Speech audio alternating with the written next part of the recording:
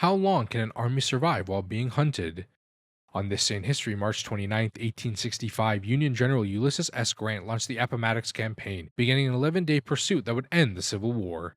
After nearly 4 years of brutal conflict, Confederate General Robert E. Lee's Army of Northern Virginia held Richmond and Petersburg with 56,000 very exhausted troops. Grant commanded over 114,000 soldiers and surrounded the Confederate positions. On that morning of the 29th, the Union began its offensive, stretching and breaking the Confederate defenses and cutting off their supply lines. Following up with an assault at Five Forks on April 1st, Lee's right flank had been shattered.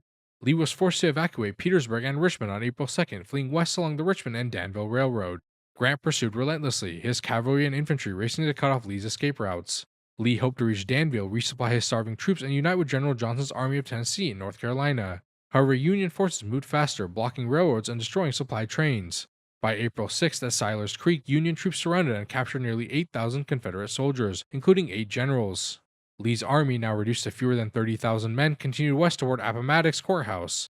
On April 8th, Union cavalry seized Appomattox Station, capturing Lee's last supply trains.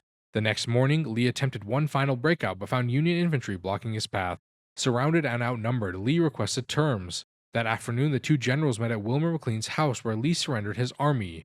The Union lost approximately 10,780 troops during the campaign, while the Confederates suffered around 25,000 casualties. 3 days later, Confederate soldiers stacked their arms in a final ceremony, effectively ending the Civil War and preserving the Union.